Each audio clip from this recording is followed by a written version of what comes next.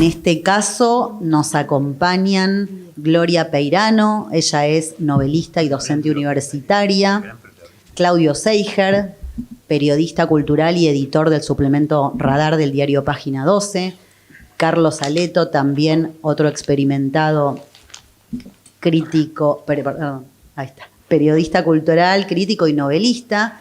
Cada uno de ellos tiene además novelas en las que de algún modo u otro creemos, por eso los invitamos, han sabido recrear en la ficción alguna experiencia autobiográfica.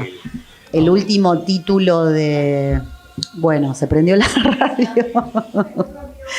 No pasa nada. El último título de... Bueno, Gloria Peirano tiene novelas como Miramar o La ruta de los hospitales, que son dos absolutas maravillas. Claudio Seijer también. Su última novela es Infancia en Mataderos. Carlos Aleto, una novela maravillosa, 11 segundos, en la que también, suponemos, recrea vivencias autobiográficas, que tampoco nos interesa la vida personal de los autores, eso lo decimos siempre, nos interesa su arte, nos interesa su literatura, pero esta mesa se llama Narrativas del Yo, nuevas variantes del relato autobiográfico, y la idea es que ellos cuenten un poco cuál es la operación, el trabajo que hacen con la literatura y si utilizan o no la experiencia personal para crear a sus personajes e inventar situaciones de ficción. Así que los dejo con ellos. Carlos Aleto, no sé si queréis tomar la posta. Bueno. El goleador. Hola, ¿qué tal? Buenas tardes. Un gusto estar acá con dos amigos, escritores, colegas. Bueno, cuando estamos hablando de literatura autobiográfica o narrativas del yo, un poco que estamos empezando a hablar de nuestra vida, ¿no? Y también de las elecciones de los materiales que hacemos para poder construir nuestra ficción. Que en muchos casos, voy a contar mi experiencia, son materiales de nuestra vida, de nuestra biografía, y en otros casos no. Pero que a la vez está cruzada también con nuestra vida. Si uno recuerda Madame Bovary c'est moi, se va a recordar que también uno siempre está en sus personajes, ¿no? Yo tengo escritas 2 novelas, tengo una en proceso y tengo un libro de cuentos. Una de las novelas, Anatomía de la Melancolía, no es autobiográfica porque transcurre en la edad, en el Renacimiento en realidad, y es la historia de Andrés Vesallo. Elegí en ese momento como material un personaje histórico. Pero bueno, ese Andrés Vesallo tiene algo de mí en algunos aspectos, sobre todo en el aspecto melancólico, ¿no?, que va a narrar. Después, mi libro de cuentos se llama Antes de perder. Hay varios cuentos y en esos cuentos sí empiezo a trabajar con materiales que tienen que ver con mi vida. Y en la novela 11 segundos, yo tenía planeado escribir una autobiografía, pero de una amistad, de la historia de una amistad personal que tenía que ver con... Yo soy de Mar del Plata. Empiezo a presentar un poco para que me conozcan. Soy de Mar del Plata. Los protagonistas de la novela 11 segundos son de Mar del Plata. Un personaje se llama Daniel Durante, que vive también en un barrio periférico de Mar del Plata, un barrio periférico de Mar del Plata en el cual yo viví, y era vecino del gordo Aleto, ¿no? Bueno, yo era vecino de Daniel Durante.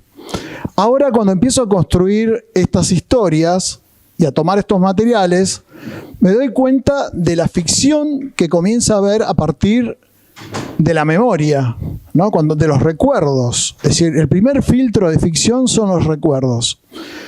Voy a tomar como una especie de parte por el todo. Una parte de mi novela 11 segundos es una historia de amor ¿no? De María Laura, se enamora el personaje, se enamora de la cheta de Buenos Aires, es de Mar del Plata, de un barrio pobre, y se enamora de una playa, digamos una historia de amor de verano, de una porteña que vive en Palermo, y que su amigo Daniel Durante le dice la cheta de Buenos Aires. Todo eso de alguna forma muy parecida me sucedió a mí, ¿no? Es decir, yo tuve un encantamiento de verano con una chica porteña en 1985, un año antes del gol de Maradona. Porque la novela se llama 11 segundos porque son dos amigos anclados frente al televisor y detenidos ahí durante esos 11 segundos que tarda Maradona en llevar la pelota desde la mitad de la cancha hasta la red del arco inglés. Entonces, en ese encantamiento que tiene este personaje, se emboba y él no tiene dinero, porque es de clase baja, vive en un barrio marginal, no tiene dinero y él siempre vive de colado, de prestado, ¿no? Hace lo mismo que hacen sus amigos, todos los de clase media o clase que los padres tienen un trabajo más o menos estable, y él trata de hacer lo mismo, ir a los boliches, ir a bailar, viajar a Buenos Aires. Empieza a hacer todo de colado. Por ejemplo, a María Laura la conoce metiéndose por la ventanita de un boliche, y hace todo eso, y eso es muy parecido a la historia que yo viví. Muy parecido. Pero ¿qué sucede? Yo recuerdo, como todo encantamiento, hay un momento de desencanto. Sobre todo en la primera historia de amor, ¿no? Uno está encantado con esa persona, está enamorado. Y hay un momento que todo eso cae, que es cuando te dicen, chao, fuiste, ¿no?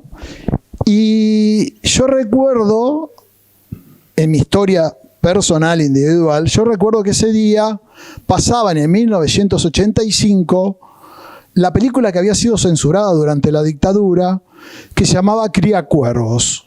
Todos recordarán más o menos. Entonces yo la recuerdo a eso, me acuerdo que toda la tarde en la televisión, en distintos lugares que yo pasaba, cantaban la canción ¿Por qué te vas? ¿Por qué te vas? Esa canción, ¿no? que era muy pegadiza.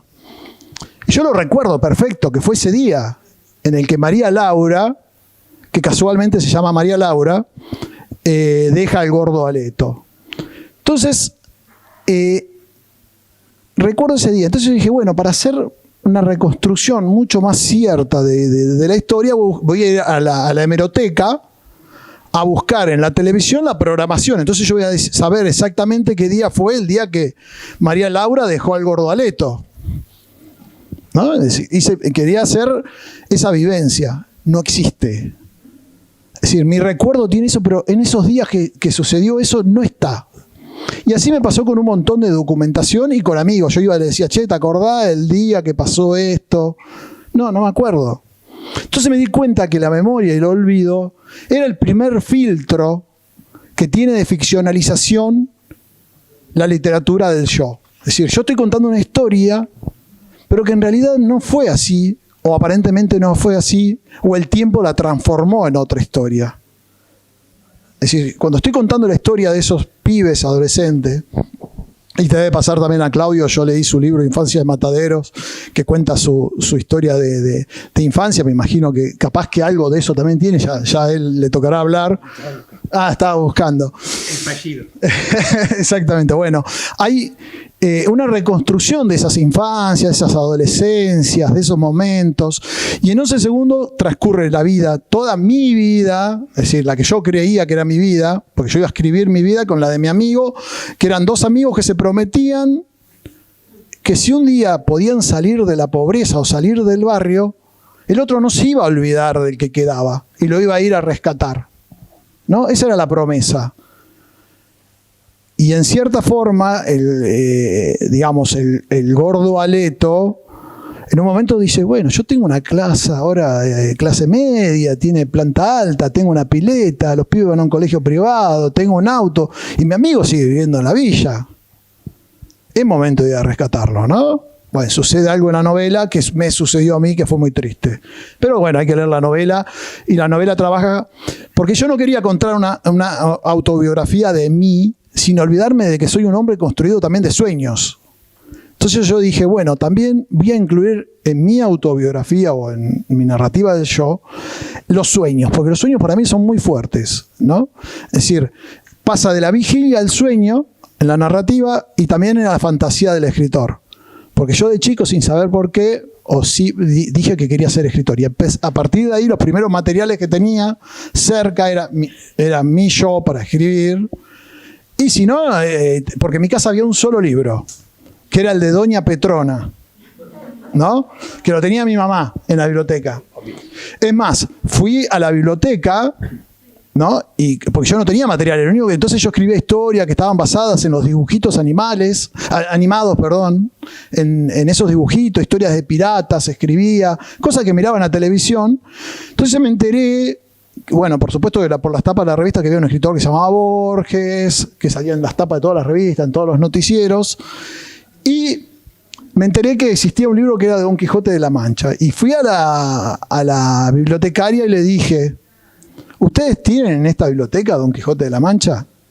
Bueno, se rió mucho la chica que se miró y dice, si no tenemos que cerrar la biblioteca. Entonces, a partir de ahí, el personaje, el protagonista, no yo, piensa que una biblioteca es Don Quijote de la Mancha con un montón de libros o con otro libro más, con el de Doña Petrona. Eso ya es una biblioteca, ¿no? Tiene que estar el Don Quijote de la Mancha. Bueno, entonces tiene que ver con esto, con los materiales. Y cómo trabajamos los materiales a través de los recuerdos. Yo trato de no falsear, de ser real, porque creo, muchas veces me pasó, tenía una librería y además escribía, ¿no? Una librería en Mar del Plata que se llamaba El Cuervo. Tuvo 3 años. Y me caían un montón, era un locódromo. Una librería es un locódromo. Que había un montón de gente que decía, yo escribí 1500 cuentos, no sé, pero en serio, te decían, 1500, ¿cómo 1500? Sí, 1500, los tengo numerados. Bueno, entonces, y me decían, mi vida es una novela. Todos me decían, mi vida es una novela. Y todos querían que le escribiera la vida. Digo, no, sentate y escribí la voz. Entonces, un poco lo que se plantean el protagonista de esta novela, y ya voy a dejar paso, cualquier cosa volvemos a hablar. Propongo que sí, porque que volvamos. Sí, por eso. Sí, dale. Lo que se propone el protagonista desde el comienzo es, ¿quién escribe? Porque el amigo le dice, no deje de escribir, porque él está cansado, le aburre escribir, es decir, de sentarse teniendo 17, 18 años y no teniendo una biblioteca cercana, ¿no? Y dice, ¿quién escribe la historia de los que no escriben? ¿No? Y esa es la propuesta que tiene el protagonista de escribir la historia de los que no escriben. Bueno, y más o menos ahí está esa narrativa con esos materiales. Bueno, doy paso a ¿quién? ¿Quién toma el guante? Seiger, que tiene muchas ganas de hablar. Siempre te van a hablar. Siempre. Sí. Bueno, buenas tardes también. Yo les presento el libro así, que es rabiosamente autobiográfico, Infancia en Mataderos, desde su título, porque efectivamente yo nací, me crié y viví hasta los 20 años en Mataderos. No paso por alto el tema de la propuesta. Estamos en una mesa, en un contexto de diálogo de escritores, escritoras que se han propuesto temas sobre distintos aspectos de la literatura ligados en cierta forma a agendas actuales, ¿no? El tema de las masculinidades en una mesa, el tema de... no recuerdo cuál otro, pero... Eso te lo va a decir. El tema nuestro de literaturas del yo, y esto es un tema de candente actualidad. Se habla de literaturas del yo y giro autobiográfico hace ya unos años, entonces no quiero eludir, antes de pasar a la cuestión más personal, digamos, no quería eludir el punto de convocatoria. Por supuesto, para negarlo y decir que yo no hago literatura del yo, ¿no? Obviamente, ¿no? El renegado. Pero... digo, no porque esté en contra de las literaturas del yo, lo que se ha llamado, creo que en la literatura francesa, autoficción, es decir, todos los norteamericanos hablan hace unos años de memoir, yo creo que más o menos gira alrededor de lo mismo, pero en definitiva es el sesgo autobiográfico lo que se discute. Mi concepto de la literatura del yo es que la literatura del yo es la autobiografía de los que no tienen nada para contar. Entonces, se dice que es literatura del yo. Cuento que no tengo nada para contar, solamente digo yo. Eso para mí es lo que de alguna manera define el aspecto teórico. Y no lo digo como por supuesto tiene un pelín irónico, pero no totalmente, porque creo que es la postura. Había hace unos años una propaganda, que las publicidades, que en general son horribles, a veces la pegan, que era, no me acuerdo de qué era la propaganda, pero se encontraban dos personas que no se veían desde el secundario, ponele. Hola, ¿qué tal? ¿Cómo te va? ¿Tanto tiempo? ¿Qué haces? Sí, yo vengo y había estado escalando, era alpinista, había estado escalando el Himalaya, bla, bla, bla. Y vos le dices, en una peluquería, yo me vine a cortar un rulo. No sé si recuerdan esa. Claro, literatura del yo es, yo me vine a cortar un rulo porque no me pasa nada, pero cuento que me vine a cortar un rulo. Y hago un diario sobre día tal me corto un rulo, día siguiente no me corto un rulo, etc. Bueno, fuera de la ironía, que creo que ya me pasé bastante de irónico, en definitiva plantea una cuestión que para mí hoy las literaturas del yo y las literaturas que van hacia el autobiográfico, quizás en términos como lo planteó Carlos antes, es decir, hago una distinción entre el narrador y el escritor, entre lo vivencial y lo narrativo. Yo leí su libro y evidentemente pasan cosas que claramente no pertenecen al orden de lo real. Pero él dijo que lo real autobiográfico incluye los sueños, las fantasías, etc. Así que en ese sentido, como lo dijo él, como supongo que lo va a decir también Gloria en relación, bueno, sea como sea, se puede incluir muchas facetas en lo autobiográfico. Yo creo que hoy tenemos el modelo del autobiográfico y el modelo de los escritores profesionales de género. Yo creo que hoy por ahí anda el debate literario, no solo argentino, sino que me parece que es eso, la marca de la subjetividad o la búsqueda de una literatura objetiva. Lo dejo ahí. En cuanto a lo mío, yo además soy periodista, básicamente soy periodista. Creo que el periodismo es la antípoda del autobiográfico, ¿no? O sea, un periodista que empezara sus notas diciendo: entré a la cancha, me acordé de los asados de cuando era chico, bueno, lo echan a los 10 minutos, ¿no? En gráfica por lo menos. Así que el periodismo te da una escuela de anti-yo, digamos, anti-autobiográfico. Así que en ese sentido yo no venía, digamos, fácilmente por la línea autobiográfica. Había escrito un libro que llama Los Inmortales, que de alguna manera empezaba con los temas que después retomo en Mataderos, que tenían que ver con mi viejo, con algunas vivencias también de chico, más literarias, pero donde aparecía un aspecto autobiográfico, como se suele decir, confesional, ¿no? Y vino la pandemia y, no sé, un día me encontré, fue así, murió Quino el 30 de octubre, perdón, sí, creo que fue el 30 de septiembre, por ahí, de 2020, si no me equivoco. Y yo dije, bueno, vamos a escribir. Entonces, alguien estaba escribiendo un poco la vida de Quino, contando, y yo dije, bueno, voy a hacer un recorte, voy a escribir de Mafalda, voy a escribir de nuestra Mafalda, de toda la vida.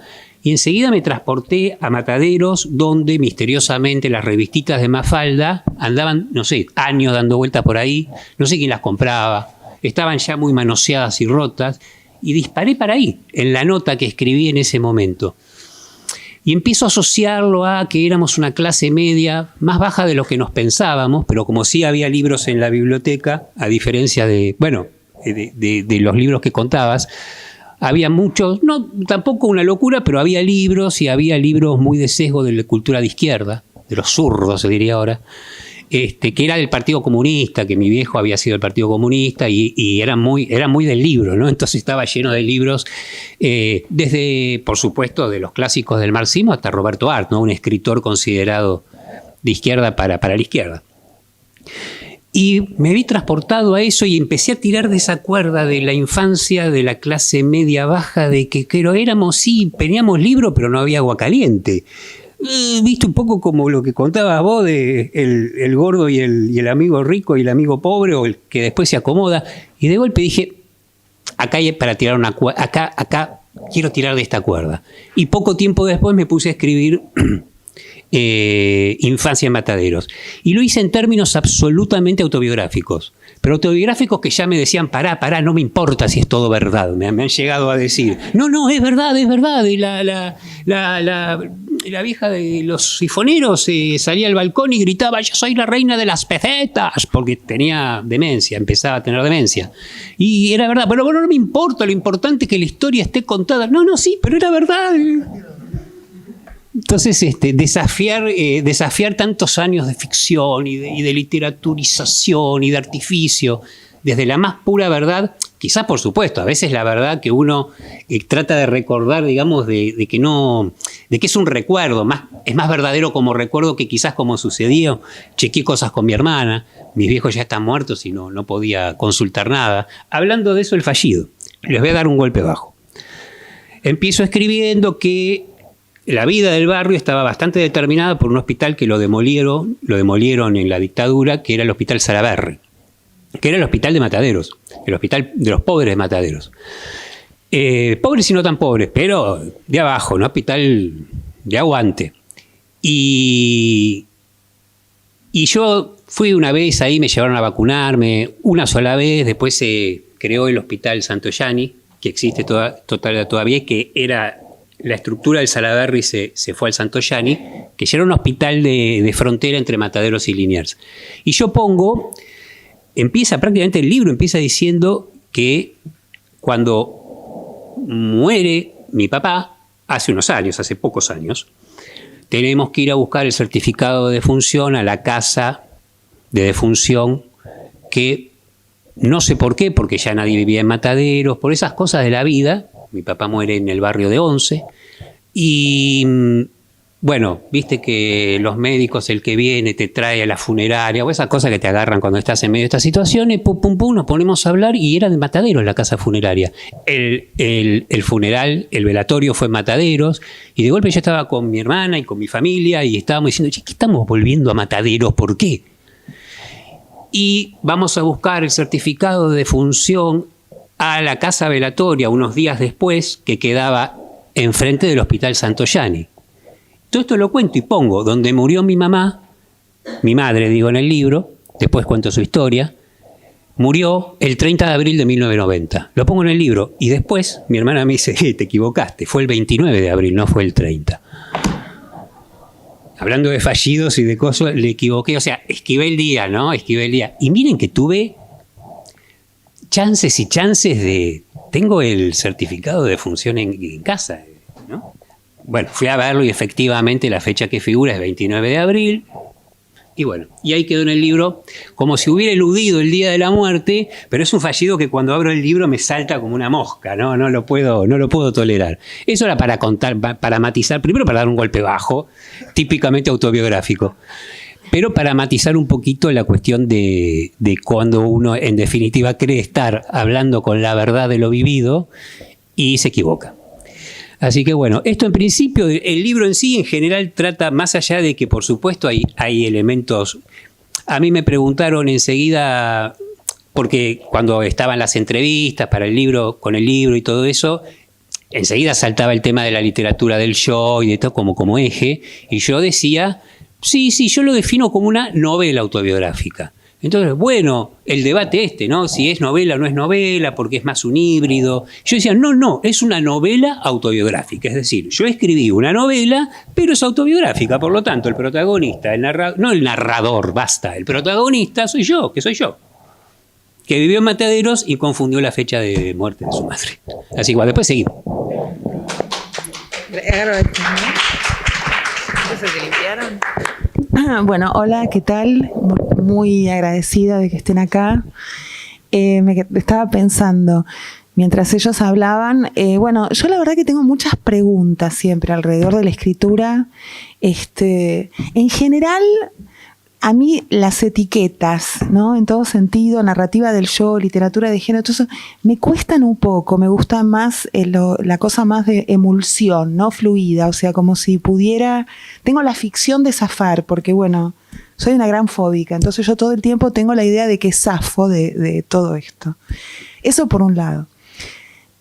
Por otro lado, tiendo a pensar que toda narrativa...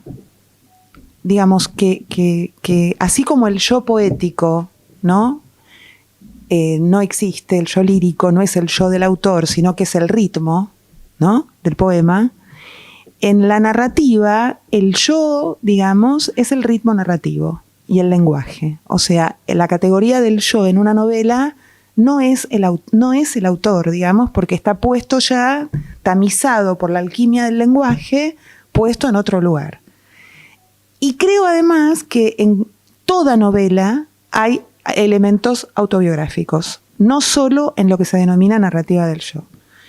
Por ejemplo, yo escribí, y ahora, bueno, por eso es todo, digamos, sinuoso, ¿no? Como es la escritura. Yo escribí La ruta de los hospitales, que es una novela que se podría considerar autobiográfica. Lo es en un sentido, es una falsa primera persona. Yo a veces no sé qué decir bien de las novelas y repito lo que me dicen los críticos. Falsa primera persona, está Julieta, mi editora. Una autobiografía es una categoría. Es una falsa autobiografía, sí. Una falsa primera persona sería, porque es una segunda persona, es sobre una novela que ronda alrededor de una emoción que yo tenía en ese momento, que era el duelo por mi madre, que había muerto en el 2014, y entonces la novela está dedicada a ella, y hay un hecho biográfico en toda la novela, uno solo, o dos o tres, que son reales, que es, ella me llevaba a los hospitales, ella trabajaba en hospitales, cuando yo era chica. O sea, yo tengo una experiencia ahí singular de percepciones muy tempranas de un ámbito hospitalario que a mí me resultaba hermoso. A mí los hospitales me resultan hermosos. Sobre todo los jardines de los hospitales, no los hospitales, sino los espacios entre los pabellones. Lo que se ve en una endija, incluso la posibilidad de ver el dolor. Digamos, a mí eso me resulta, quedé como trastornada, me resulta muy atractivo. Todo lo demás es invención en la ruta de los hospitales, porque hay un fenómeno que tiene que ver con el lenguaje para mí, digamos. Tiene que ver con el lenguaje, digamos. Hay escenas inventadas, el personaje de mi madre no es mi madre, es un Frankenstein, digamos, como todo personaje, y el yo además es un Frankenstein. El yo, digo, está hecho de retazos de uno. En Miramar también está catalogada como novela autobiográfica. Lo único real de Miramar, absolutamente, y esto es así, es que mi padre hizo un llamado antes de morir. No hay nada más. O sea, yo nunca fui de vacaciones a Miramar, fui 2 veces a Miramar. No tengo hermanos, o sea, hay un hermano en la novela. Ese no es mi padre. Ese padre es mi padre murió cuando yo tenía 7 años. Nunca estuve en la playa con él, sí estuve después con otros, pero ven cómo actúa el material emocional sobre la literatura. Pero, digamos, después quiero contar otra cosa. En la playa que íbamos, que era Villa Gesell, yo pasé toda mi infancia, por eso lo desplacé a una playa a la que no hubiera ido tanto. Mi madre iba con parejas amigas, mi madre era viuda, estábamos todos siempre en un edificio, y ahí había 2 padres de mis amigas que yo envidiaba mucho, que tuvieran padre y yo no. Eran 2 médicos.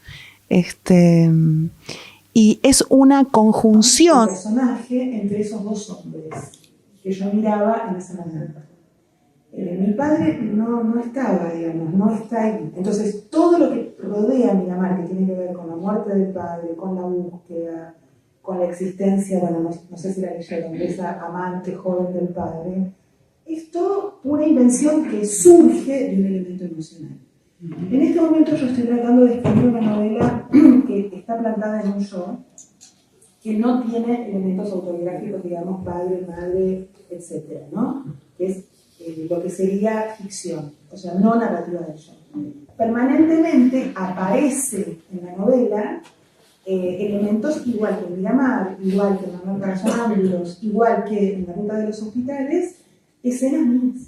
O sea, que está casi al mismo nivel de La ruta de los hospitales, en el sentido de que yo voy a la cantera emocional, busco elementos de la cantera emocional, los traigo de la misma manera. Entonces, la pregunta es, el recurso del escritor no está, pregunta porque me parece que estas mesas están para hacernos preguntas. Digamos, los recursos, los procedimientos de la escritura no estarían ligados a categorías puestas de afuera como literatura de género, narrativa del yo o lo que le quieran poner, sino a hibridajes, escritura de baneos, lo que dicen, ¿no? Algo molecular, algo, digamos, muy indirecto, que no para ponerlo en el misterio y todo eso, no, digamos, y que tiene que ver mucho con un acontecimiento de lenguaje. Para mí, que tengo muchas preguntas alrededor del lenguaje, sería. O sea, me está pasando con esta novela nueva que estoy escribiendo lo mismo que con La ruta de los hospitales. Es decir, cuento algo, porque es lo mismo, digamos. Yo, cuando era chica, en el hospital, mi vieja laburó en millones de hospitales, algunos son reales y otros no. Hay un hospital muy importante al que ella me llevaba, que era un psiquiátrico, el Hospital Garrigós, que no está en la novela, ese era un hospital. Pero sí en el Hospital Muniz, que fue el hospital que yo visité, me llevaba en el Moisés y me dejaba en el auto, y bueno, digamos, debo haber absorbido lo que era el Muniz, pero yo lo pongo más adelante, ese hospital, en la novela. O sea, torsiono todo el tiempo, como se hace. Yo caminaba por los canteros de los hospitales. Los hospitales siempre tienen como canteros con flores, ¿no? Entonces tengo mucho el recuerdo de estar con una pollera y caminar, es casi físico, ¿no? Caminar por el cantero, camino por el cantero.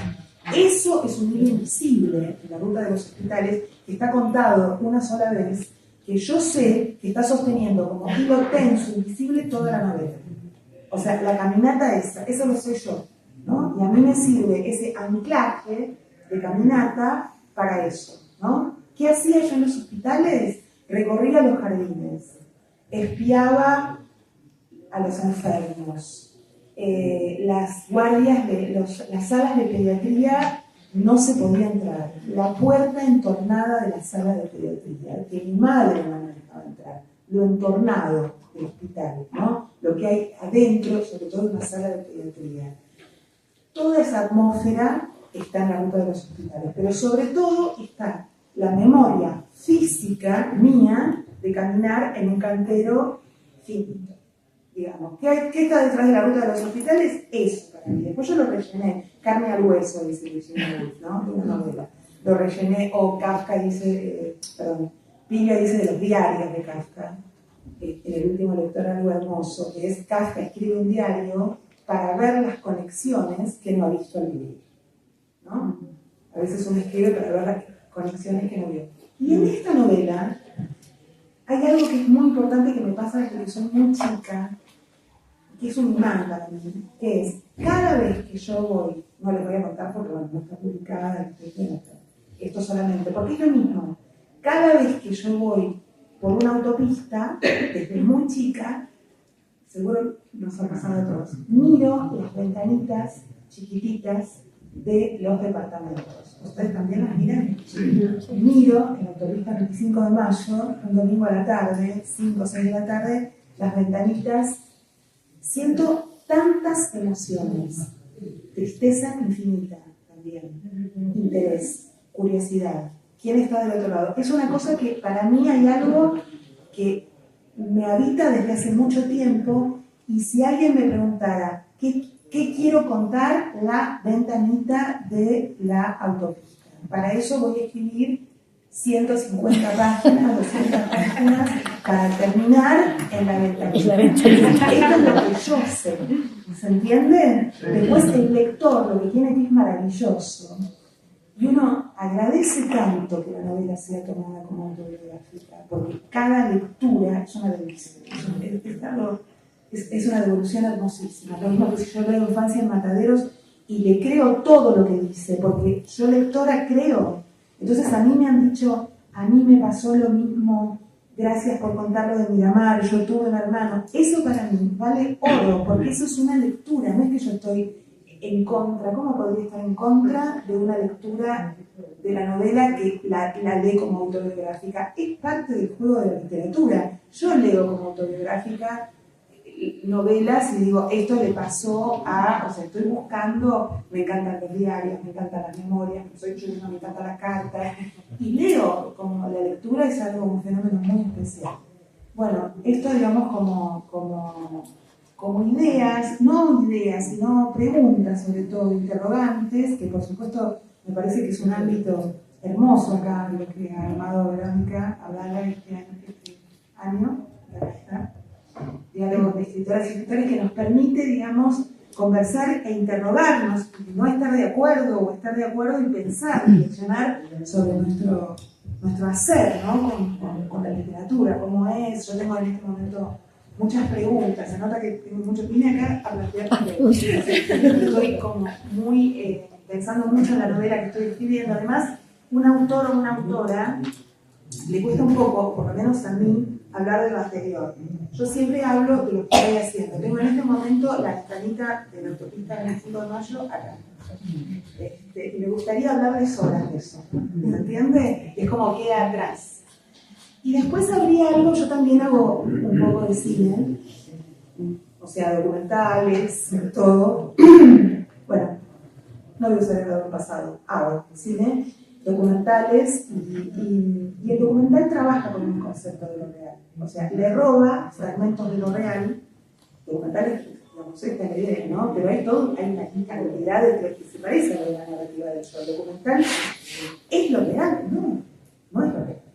Es un fragmento robado a lo real que deja de ser real automáticamente, digamos. No es ficción, ¿no es cierto? Pero no es literalmente lo real. Entonces, ¿qué es lo real? ¿No? ¿Cuáles son las representaciones de lo real? ¿No? Cuando uno habla con un escritor. Para mí es esto, puedo decir, en la ruta de los hospitales, El Cantero, en Miramar. En Miramar es una cosa que es distinta, que no está en la novela, que es mi caminata hasta la playa sobre ¿vieron? Siempre está lo físico, sobre unas maderitas blancas que había del edificio que salían al mar. Detrás de la novela no está en la novela, no existe. La tuve todo el tiempo mientras lo escribía.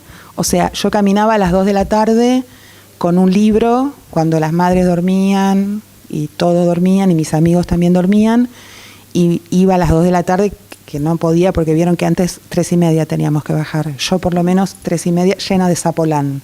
Soy la época del Zapolán. Pero yo me escapaba con un libro y caminaba por esas tablas blancas, veía los médanos y en Miramar está eso. Y en esta novela está la ventanita. ¿Es real eso? Es algo que yo viví. Ahora, ¿es autobiográfico?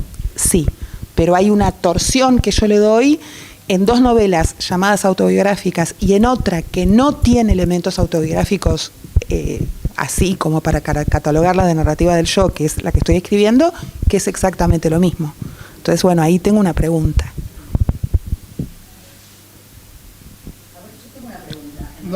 Haga su trabajo.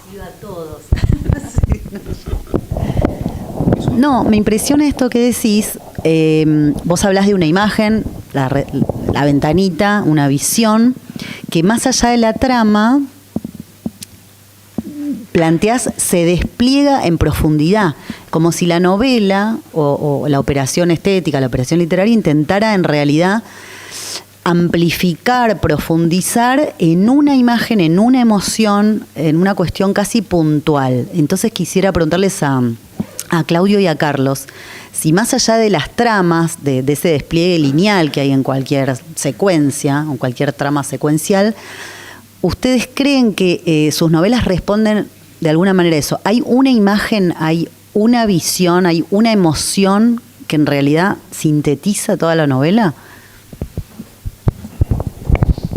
En el caso mío del libro de Infancia en Mataderos, sí, pero tan es así que no la puedo revelar, porque todo el libro está sostenido, diría, en una escena, que es una escena que justamente no, adelanto, no es autobiográfica, porque es una escena protagonizada por un escritor que es Mishima, que por azares de la locura del destino termina en Mataderos. Y protagoniza una escena que tiene napas.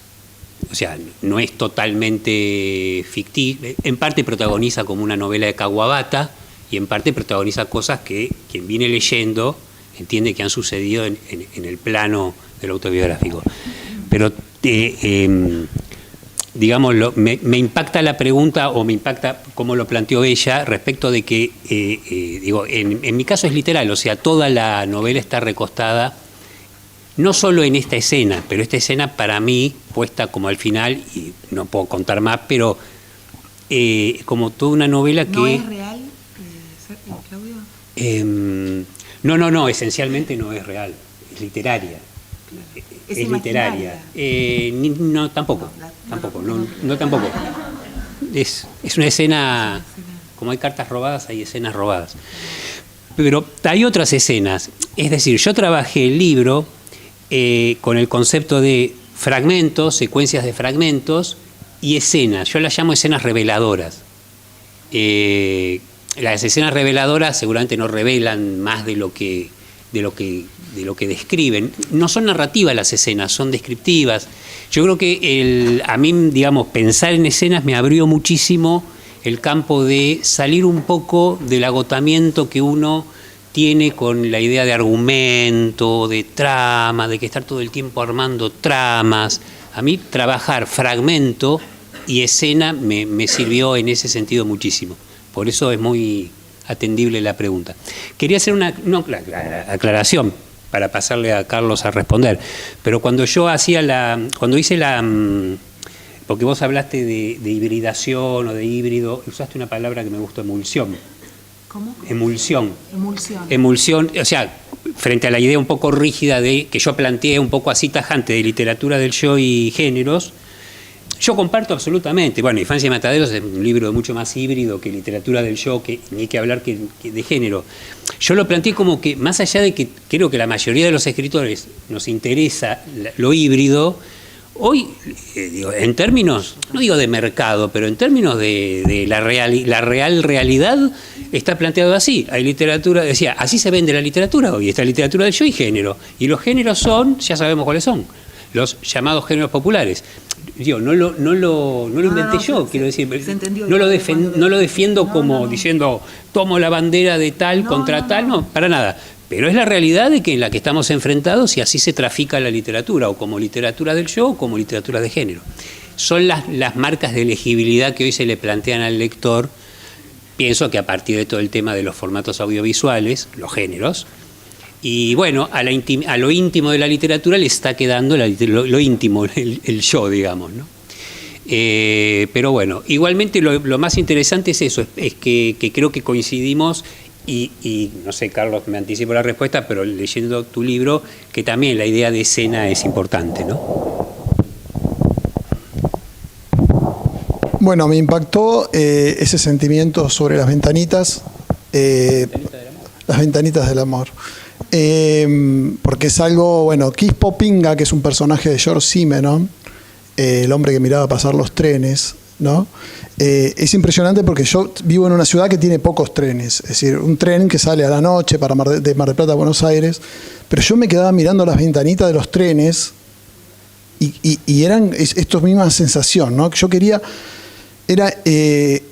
me emocionaba ver pasar a esa gente y todas esas historias ahí cerradas. Y cuando yo estoy en Mar del Plata, y ustedes conocen la postal de Mar del Plata, que es el casino, los edificios atrás, y me pongo a mirar esa postal, me agarra una melancolía y una nostalgia de querer saber la historia de cada una de esas personas, que es como ver una biblioteca con libros cerrados, ¿no? Esa es la sensación que yo siento, y es algo que a mí me impacta y muchísimo. Y que tiene que ver con la sensación que también me lleva a escribir, ¿no? Escribir a partir de una escena, porque mi novela transcurre en una escena que dura 11 segundos. Por eso se llama 11 segundos mi novela, que es la sinécdoque, o es la parte del todo de lo que fue en la vida de estos dos personajes, Diego Armando Maradona. Que son esos 11 segundos que conté hoy del gol famoso a los ingleses. Y que tiene que ver con la épica. No solo con la épica de Maradona, la tercera parte de la novela se llama La Maradoneida, que es la parte donde, los territorios del sueño y de la fantasía van ganando más terreno, ¿no? Porque la fantasía y los sueños en nuestras vidas, creo, y en la vida del protagonista va ganando terreno siempre sobre la vigilia. ¿no? Como que tiene más importancia a partir de algunos hechos dolorosos refugiarse en esos sueños y en esas fantasías de poder recrear y juntarse de nuevo con su amigo, de estar de nuevo con Diego, de poder volver otra vez a esa misma escena. Pero está toda la novela en un loop, volviendo siempre a esa escena frente al televisor en el año 1986, y sucede algo que es en el orden, todo es en el orden de la ficción, y estoy de acuerdo en la hibridez de los géneros, en la hibridez de la imposibilidad de transformar en palabras cualquier cosa. Hay la impotencia que siente el protagonista o el narrador. Dice, qué piola, Daniel es como la Aleph, capta todo en un segundo. Y yo lo tengo que contar desde el lenguaje, dice el gordo, que es una palabra atrás de la otra, todo. Y para contar un segundo, Daniel lo hace así, ya está, es el Aleph. Y yo tengo que escribirme todo un libro para contar la historia de estos, ¿no? Entonces, bueno, estoy de acuerdo en esa imposibilidad de poder recrear y esa imposibilidad de poder etiquetar algo. Un gol es una escena también. Un gol es una escena y es una escena. El libro persigue todo el tiempo esa escena. Es capturar esa misma escena. Al mismo tiempo se disuelve. Exactamente, pero a la vez se propone. Es medio infantil lo que voy a decir, pero bueno, lo voy a decir igual, total. No importa, yo soy infantil, ¿cierto? Soy infantil. Lo dice él, que es mi jefe. Entonces soy infantil. Para mí, capturar mi familia, mi historia personal, es rescatarla del olvido, de alguna forma. Es como una especie de arca de Noé. Yo digo, ¿a quién surbo en este arca de Noé? En esta novela. Y están mis hijos, están mis viejos, está mi abuelo Cacho, mi abuela. Vamos al arca de Noé. A los que no quiero no los subo. O los subo, pero los pongo en un lugar incómodo que molesten, ¿no? Pero con esta novela, que tiene que ver con mi vida, yo quise rescatar un montón de gente como si fuese un arca de Noé, como si fuese realmente lo vivido. Y que esas personas que iban a quedar todas en el olvido, igual, no sé, yo tengo esa esperanza de que acá, a 1000 años, si sigue existiendo el objeto libro, alguien abra y nos rescate. Mirá, acá hay uno que se llamaba el abuelo Cacho, ¿no? Y mirá, lo que hacía el abuelo Cacho, y que rescate a mí, digamos, es como una especie de la lucha contra Thanos, ¿no? Ahí como contra la muerte. Entonces, esa nostalgia, esa melancolía de la ventanita, digamos, de cada ventanita de cada uno de estos personajes, me impactó mucho cuando lo dijiste, porque es como me sentí mirando ahí que estaba marcando algo que a mí me sensibiliza también muchísimo, ¿no? Bueno, eso es la cosa. Ahí hay una pregunta. Sí. Pero no vale. Julieta, obviamente. Bueno, aprovecho que los tengo acá, que son gente que sabe mucho de esta literatura del yo, para introducir un tema que a lo mejor no tiene nada que ver con esto, pero que siempre me llama la atención, y es si no creen, si no consideran que lo que hoy se llama literatura del yo tiene que ver más que nada con el avance, vamos a decirlo así, del individualismo como figura. Es decir, la literatura desde Proust, para empezar, digo, pero mucho antes también, los rusos, etcétera, los alemanes.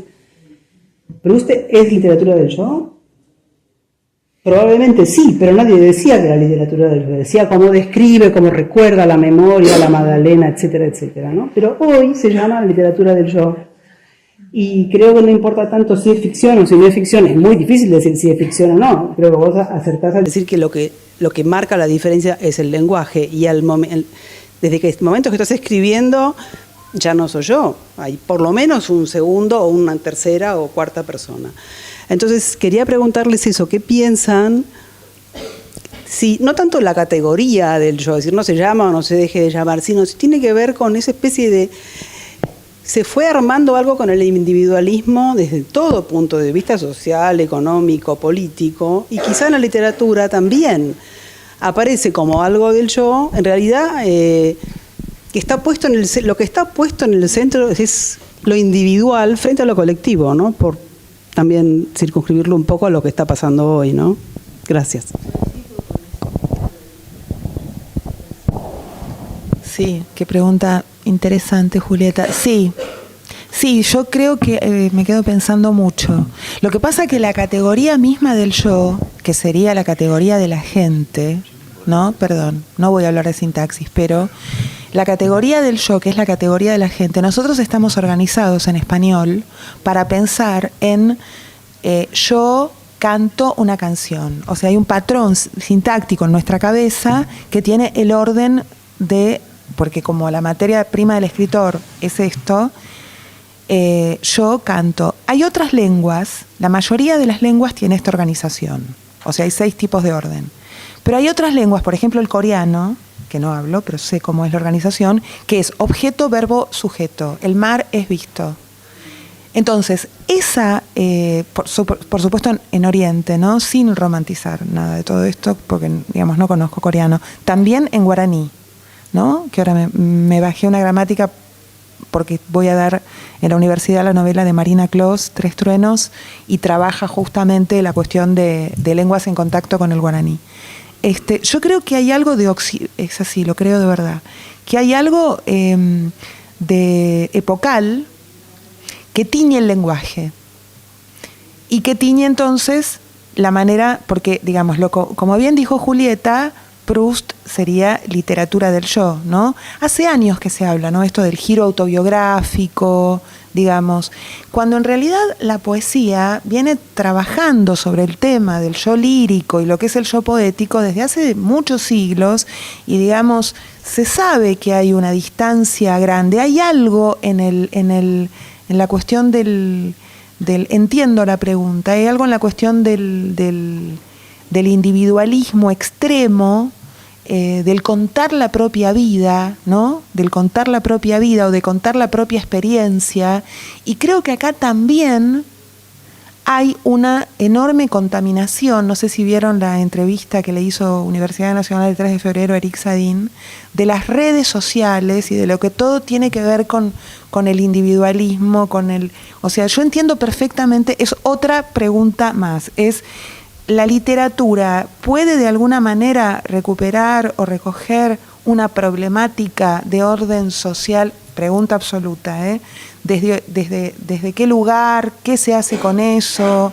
En una época, digamos, tan difícil en este sentido, donde lo colectivo está, digamos, complicado, vamos a decirlo así, y hay algo, digamos, hay como una fatiga moral respecto de esta cuestión individual que no, por supuesto que la literatura tendría que estar en las antípodas, ¿no? Porque la literatura sería, pero la literatura o todas las artes serían justamente eso que sería lo que llamamos comunión, ¿verdad? Entonces hay como es una especie de oxímoron decir literatura. Yo por eso digo, todo es literatura del yo o nada es literatura del yo. ¿Qué sé yo? Me salió el pronombre. Eso. A lo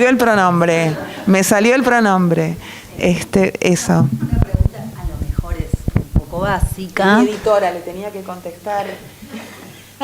Bien. Gracias. No, a lo mejor es un poco básica y nos quedan 5 minutos, pero para cerrar con esta idea, vos hablabas de las redes sociales que me parece que hacen una operación, en principio exhibicionista, de la vida, de lo que fuera, de la vida de alguien.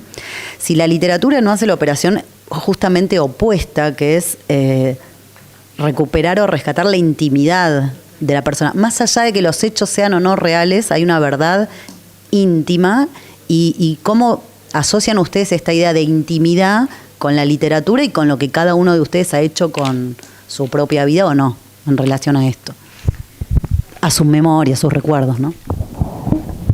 Yo quería, lo que planteó Julieta y ella contesta también, quería agregar un matiz, como por supuesto también es un tema realmente de preguntas, pero no para evadir la respuesta, sino porque estamos en el medio del proceso, digamos, no es que se terminó y estamos hablando sobre Proust, qué sé yo. Para mí claramente Proust, sí, digo, mi opinión, es Balzac pasado por el yo. Entonces, y de ahí es la revolución, y de ahí es lo que conmociona. Es Balzac, pero pasado por el yo, donde Balzac no se le ocurría decir qué sentía, digamos, ¿no? Pero a mí me parece que es cierto, obviamente sería necio negar que lo que estamos viviendo, que afecta a la literatura, no tiene nada que ver con, vos planteaste la palabra individualismo. Le agregaría narcisismo, la marca para mí de la época. Pero yo creo que en la literatura lo que se fue haciendo el caldo lento, la emulsión, para la emulsión, la amalgama, la sopa, el guiso, es la cuestión de la identitaria. Yo creo que ahí es largo para desarrollarlo, porque ahí es donde se choca, es decir, ahí es donde en la exacerbación de las identidades, que es el tema del siglo XXI para mí, las identidades infinitas, se llama autopercepción. Elizabeth Rudinesco, que es una psicoanalista más clásica, es una persona sumamente republicana y democrática en serio, y está desesperada con este tema de las identidades infinitas porque dice no hay lucha política y comunidad posible si las identidades son infinitas. Bueno, y dice finalmente esos temas que son de la izquierda y del progresismo se terminan chocando con el narcisismo neoliberal. Resumo, sintetizó de manera salvaje. Como psicoanalista sería terror, lo mismo. Vaya y mátese. Pero me parece que la literatura quedó en el medio de todo este despelote, de toda esta sopa, en serio.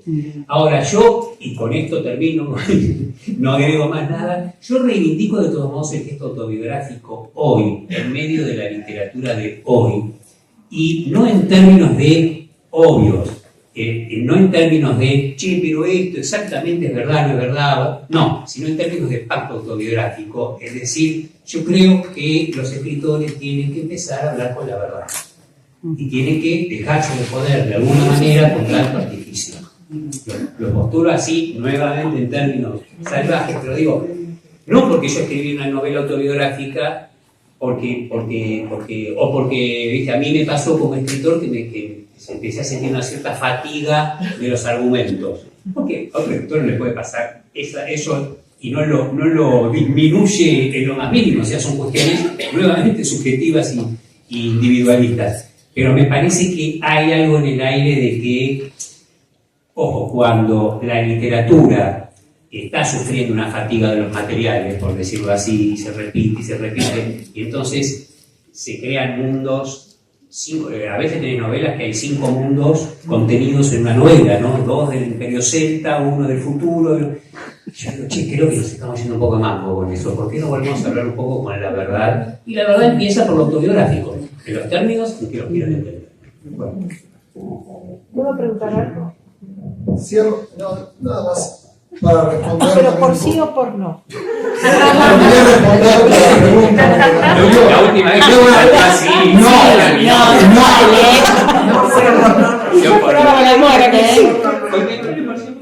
No, dije. No, por favor. Y después contesto porque quería decir algo. No, pero no, si querés preguntarme así, no. Sí, con todo lo que contaron de cosas privadas, ¿sí resuelven conflictos personales con el género de literatura? No. Sí. ¿Vos sí? Su colega sí. No porque están casi todos muertos, pero no. Con mi hermana más o menos. No, yo lo que quería decir, en uno de los últimos trabajos que tuve que hacer de coyuntura, soy periodista cultural, ¿no? De coyuntura política, mientras nos dejaban entrar a la agencia Telam, fue cubrir algunas de las ideas de Milei, ¿no? Es decir, y asociarla con la literatura, esto de la coyuntura actual, lo que nos está pasando. Entonces, no sé por qué en la cabeza me saltó Nuestro pobre individualismo de Borges, ¿no? El texto ese de Nuestro pobre individualismo. Y cuando voy a leer, me doy cuenta que todas las ideas que tiene Milei estaban en Borges. Estaban en Borges ya cuando habla del anarcoliberalismo y bueno, tiene que ver con el individualismo y la situación actual que estamos viviendo. También voy a hacer una síntesis brutal, ¿no? Sí. No, quiero que lean Nuestro pobre individualismo y se van a dar cuenta que Borges era anarcoliberal, ya lo saben, que era anarquista, es pensariano. ¿En qué Nuestro pobre individualismo. Se llama así el texto, Nuestro pobre individualismo, creo que el año 51. No es que soy un especialista en Borges, pero bueno, tuve que trabajarlo. La conversión de Borges, ojo. Ojo, bueno. Sí. Nacionalismo al universalismo. Exacto. Bueno, sí. Bueno, quería decir eso, que ya estaba Borges, ya lo dijo todo. Qué lástima que no llegó a presidente, ¿no? Bueno. Sí. Ya está, ¿no? No sé. Ahí quiero hacer una pregunta. ¿No es peyorativo en algunos lugares cuando dicen, pero eso es literatura del yo? Como diciendo, bueno, si es tu historia, porque no se te ocurre. Pero yo creo que, sí, tenés razón. Sí, es peyorativo, sí. Pero yo creo que es la batalla esa cultural que hoy yo creo que... no, bueno, sí, que creo que está entre entre literaturas del yo y las narraciones objetivas. Fíjate que quienes escriben generalmente, es como que la ciencia ficción se ve muy claro. Las distopías más, pero en el fondo la ciencia ficción tiene una pretensión de realismo total. Es realismo social total. Entonces yo creo que son disputas disputas literarias o polémicas estéticas, que sí. Y desde el bando, como en Facebook lo ves todo el tiempo, ¿no? Cómo se desacredita a las literaturas del yo, no tienen nada para contar y bla, bla, bla. Inventan, ¿no? ¿Viste? Pino, tienen sus pobres vidas, etcétera. Bueno, sí, puede ser. Proust también tiene una pobre vida si uno lo ve desde ese punto de vista. Tenía una Magdalena. Sí, claro. Una sola.